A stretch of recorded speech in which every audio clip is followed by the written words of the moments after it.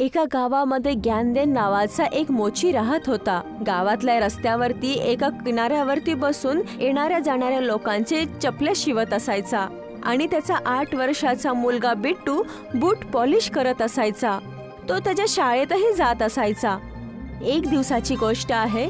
बिट्टू त्याच्या वडिलांसोबत बसून गावातला मुखिया त्याची चप्पल पॉलिश करत असायचा. तेवढ्यात ज्ञानदेवची मुलगी पायल तिथे आली.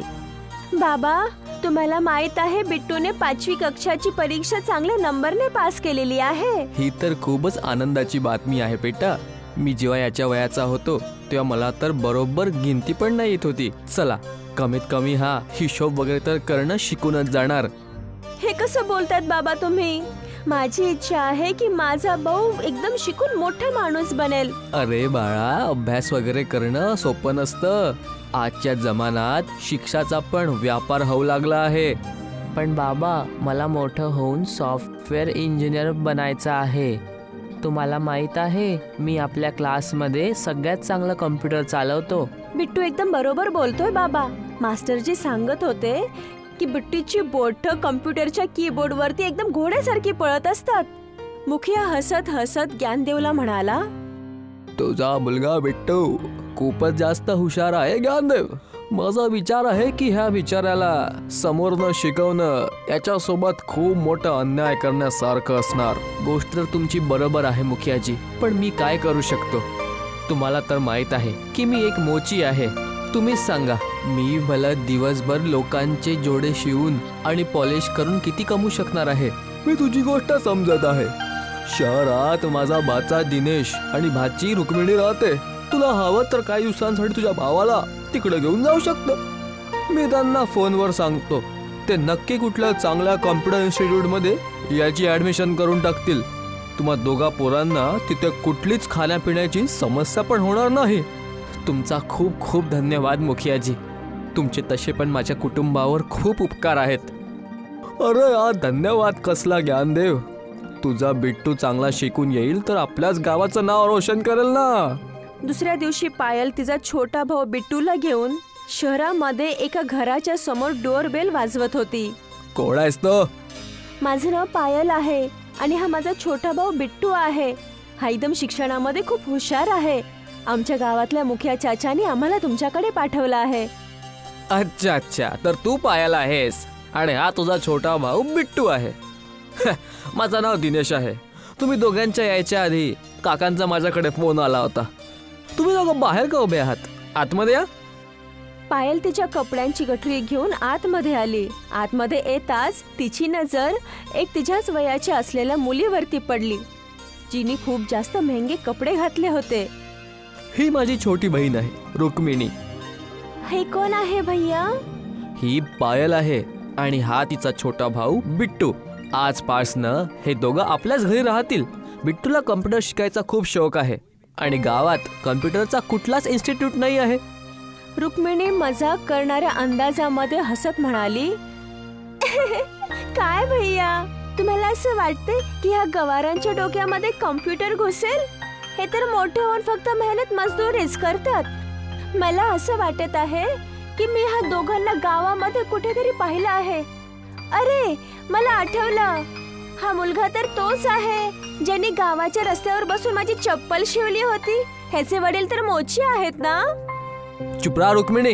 तुला अशा प्रकारे माझ्या गावातल्या लोकांचा अपमान करायचा काही हक्क नाही. विसरू नको की ज्या गावातल्या लोकांचा तू अपमान करतीये, आपलं कुटुंब पण त्याच गावातलं राहणार होतं.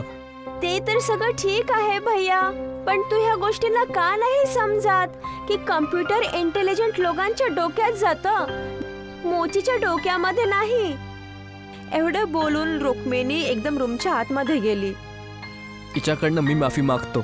ते काय आहे ना की आई बाबांच्या जाण्यानंतर मी तिची खूप लाड प्रेमाने परवरिश केली आहे, म्हणून त्यामुळे थोडी बिघडली आहे. काही हरकत नाही. मला त्यांच्या बोलण्याचं वाईट नाही वाटलं. तुम्ही दोघं हात पाय धुवून जेवण करा. त्यानंतर तुम्हाला एक ॲड्रेस देईल शहरातील सगळ्यात बेस्ट इन्स्टिट्यूटचा. मी त्यांच्याशी फोनवर बोललोय. तू आपल्या छोट्या भावाला घेऊन तिकडे चालली जाशील.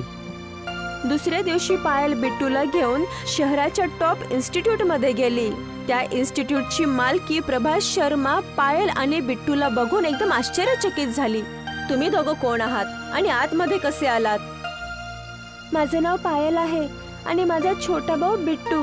ह्याला कम्प्युटर शिकण्याचा खूप जास्त शौक आहे. हा कम्प्युटर पण खूप छान चालवतो. कम्प्युटरच्या कीबोर्ड वरती ह्याची बोटं तर घोड्यासारखी चालतात. बास बास, जास्त कौतुक करण्याचं कारण नाहीये.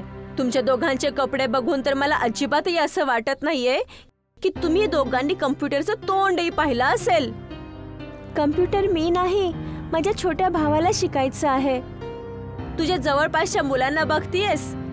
हे शहरातल्या टॉप कॉन्व्हेंट स्कूलचे मुलं आहेत आणि खूप श्रीमंत घरातली मुलं आहेत. मला असं वाटते की तुझ्या वडिलांनी तुला या छोट्या भाईला कोणत्या सरकारी शाळेमध्ये शिकवलं असेल, ते पण कुठून तरी पैसे उधार घेऊन. हे खरं आहे की माझे वडील खूप जास्त गरीब आहेत. ते मोची आहेत आणि माझा भाऊ त्यांच्या कामामध्ये हातही बाटवतो. पण तो जेवढे चांगले जुते पॉलिश करतो त्यापेक्षा जास्त त्याची बोटं कीबोर्ड वरती जास्त चालतात. पायलचं बोलणं ऐकून प्रभा शर्मा हसू लागली. तुला माहित आहे का मुली की कम्प्युटर शिकण्यासाठी घरामध्ये एक तरी लॅपटॉप असावा लागतो? की तुझ्या भावाकडे कोणता लॅपटॉप आहे का? नाही, आमच्याकडे तर लॅपटॉप नाहीये. आमच्या इन्स्टिट्यूटचा एक रूल आहे, आम्ही त्याच मुलाला कम्प्युटरचा क्लास देतो की त्या मुलाकडे एक तरी लॅपटॉप असावा, तोही ॲपलचा.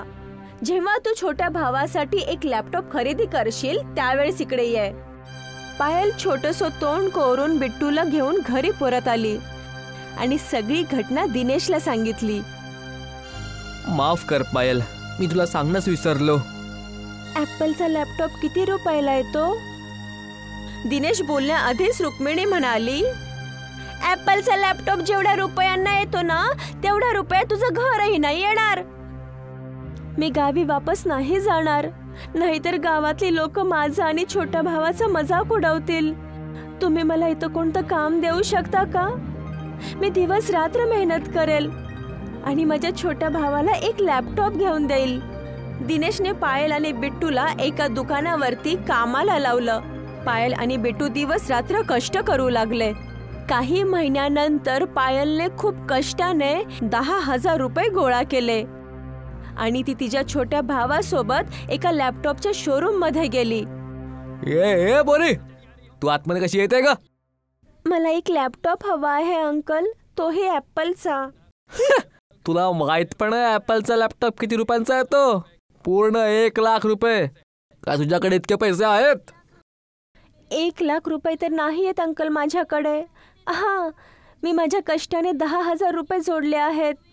मी असं ऐकलंय की शहरामध्ये वस्तू इन्स्टॉलमेंटमध्ये पण मिळतात. दुकानदार पायलला बघून समजला होता की तो गावची आहे आणि तो एक बेईमान आणि चतुर दुकानदार होता. हे काय, तर मला 10,000 रुपये आता देऊन दे आणि उद्या घेऊन लॅपटॉप घेऊन जाशील. पायलने खूप जास्त मासूम होऊन त्याला पैसे दिले.